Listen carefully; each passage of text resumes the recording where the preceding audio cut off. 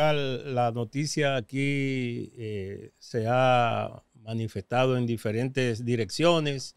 Desde el punto de vista político, una designación que hizo el presidente Luis Abinader ayer, un decreto, el 126, y también la desaparición de una niña en Barrero, eso es perteneciente a Inver, Puerto Plata, que tiene en vilo prácticamente a toda la ciudad de Puerto Plata, con todas las inundaciones en Sosúa, Luperón y otras zonas de la zona atlántica por los aguaceros que hubo ayer. Aún esa noticia de esa niña que misteriosamente, al igual que Roldán y Calderón, ahí en un campo intramontano de Jarabacoa hace ya un año, sin que nadie explique qué pasó, quién se lo llevó, dónde están, cuál es su suerte.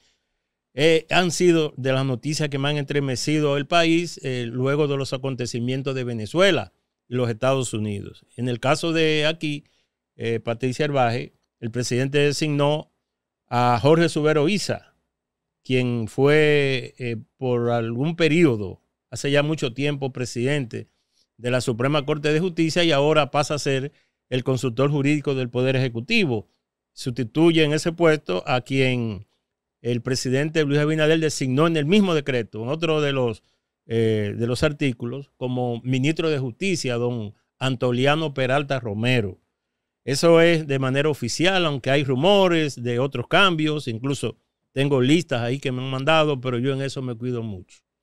Bueno, pues, pero espérese, porque usted hizo como todo junto. Sí. Vamos a hablar. La desaparición de la niña, penosamente, es un caso más que por ahora queda en un proceso de búsqueda, ya no tan intensas, porque usted sabe que las primeras horas son las más importantes. Ya ahora es un tema de investigación y de pregunta y de ver. Yo sigo sin entender cómo pasan estos casos. Se habla de que tráfico de órganos, se hablan de muchas cosas, especulando por supuesto, y es penoso. La madre dio declaraciones, tiene la esperanza de que aparezca con vida. Sin embargo, mientras más pasa el tiempo, pues más difícil es la posibilidad de encontrarla o encontrarla con vida, sana y salva.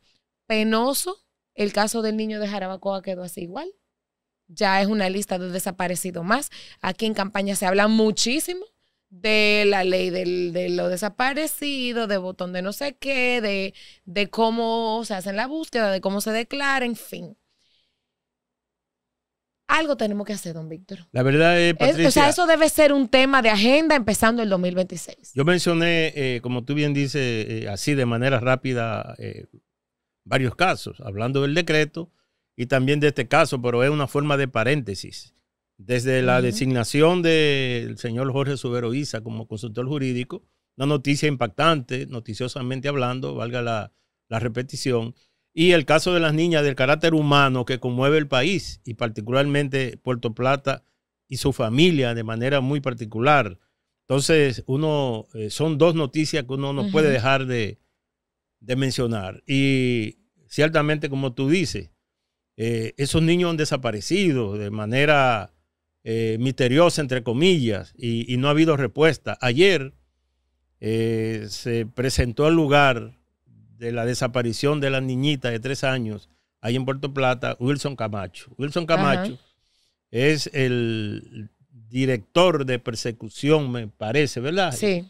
De la Procuraduría General de la República, y además tiene en su mano prácticamente lo que es el equipo operativo en casos como este.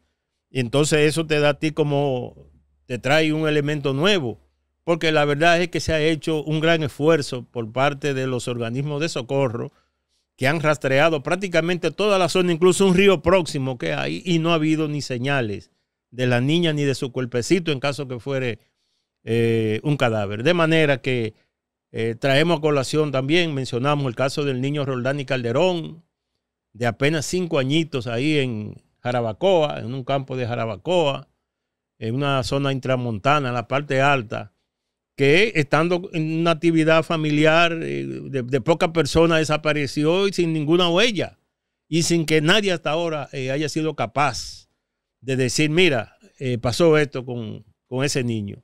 Parece que se parece mucho este caso de esta niñita de 3 años en Puerto Plata, que mantiene, te reitero, en vilo a toda la ciudad y al país ahora mismo, porque entonces ahora, ¿qué se va a derivar de esto? Bueno, ¿qué es lo que está pasando? ¿Será cierto que se están robando a los muchachos para sacarle los órganos? Entonces eso se riega y cuando viene a ver va a haber un terror colectivo con relación a los muchachos que van a la escuela, que van a la guardería, que lo tienen que dejarlo allí. ¿Tú me entiendes? Entonces se crea una situación de inseguridad terrible, sobre todo para las madres, sobre todo, y para la familia en sentido general. De manera que es un tema que no podíamos dejar pasar por alto con todos los decretos que el presidente Luis Abinader puede emitir en cualquier momento y que se esperan otras designaciones. Ya iniciando la semana laboral de este nuevo año, pues sí, claro, se espera otras designaciones. Pero entonces vamos ya ahora al decreto 126, que es donde se designa al expresidente de la Suprema Corte de Justicia, al licenciado Subero Isa, como asesor del presidente.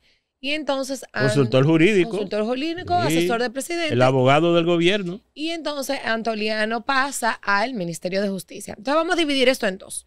El paso de Subero Isa a ser el consultor jurídico del presidente. Yo espero que el presidente Luis Abinader pues le haga caso.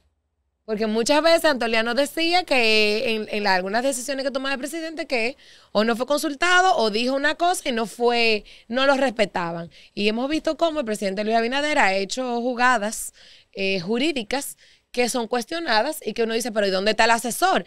Teniendo un asesor de la categoría de Subero Isa, pues esperemos que entonces el presidente Luis Abinader tenga más peso en sus decisiones legales y respete los rangos, ¿no? Bueno, yo lo que le he dado en mente, y no lo voy a negar aquí, es que el presidente designó en ese mismo decreto, el 0126. 01 es porque el primer decreto, claro, número 1, y 26 por el año 2026, para que la gente entienda por qué el numeral con lo que se designa un decreto. El presidente designó al ministro de Justicia, una figura nueva en este país, sin precedentes. Yo quisiera ver el reglamento y el alcance del poder de este ministro, porque depende del presidente de la República, quien ha dicho en reiteradas ocasiones que él con la justicia no se mete, que aquí hay una justicia independiente y que por tanto él no tiene que ver absolutamente nada con las decisiones que tome el Poder Judicial. Sin embargo, si tiene un ministro de Justicia, que yo personalmente, mucha gente lo aplaude y lo apoya, yo no lo he entendido hasta ahora por qué, para qué. Si hay una Procuraduría General de la República que es independiente y que se maneja como la representación de la sociedad a nivel judicial y está la Suprema ahí que es un poder independiente del Estado. Bueno, ahora tenemos un ministro que es designado por un decreto y que de hecho tiene un jefe que es el presidente de la República, el que lo designó en ese decreto. Son cosas que realmente ameritan que se expliquen porque hay...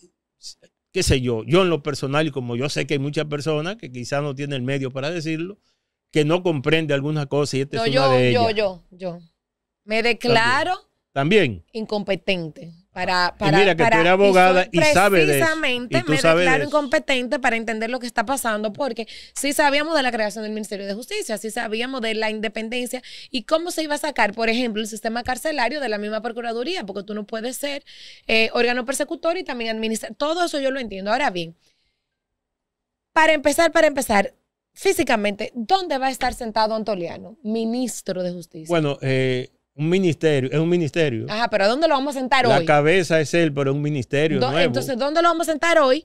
Y desde dónde él va a empezar a nombrar sus colaboradores para ese ministerio. Claro, ¿y de dónde lo va a sacar? ¿Serán nuevos? ¿Va a dejar patas cojas en las mesas actuales? ¿Se llevará gente de la Procuraduría? ¿Gente nueva? ¿Sacará gente de la consultoría jurídica de la presidencia? O sea, para empezar, esto que inició ayer con este decreto, hoy, ¿dónde está ese ministro operando y armando su equipo? Mi pregunta, Albaje, tú eres abogada y conoce algunas cosas que yo no sé. Entre él y la Procuradora General de la República, ¿quién tiene más poder ahora? Explícame eso. Él es un ministro, se supone que es él. Bueno, pero lo que pasa es que la Procuraduría es independiente. ¿Y la justicia no? No, te pregunto. Yo no sé, no. Tú ves que es confuso. Porque... Ajá, la justicia es independiente. Entonces, lo que pasa es que ahora el ministro no es independiente. El ministro es dependiente.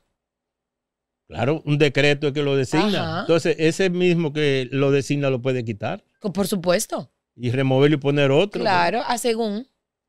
Pero, entonces ahí es que viene el tema, que como que sé yo. Lo que pasa es que no está mal, mire.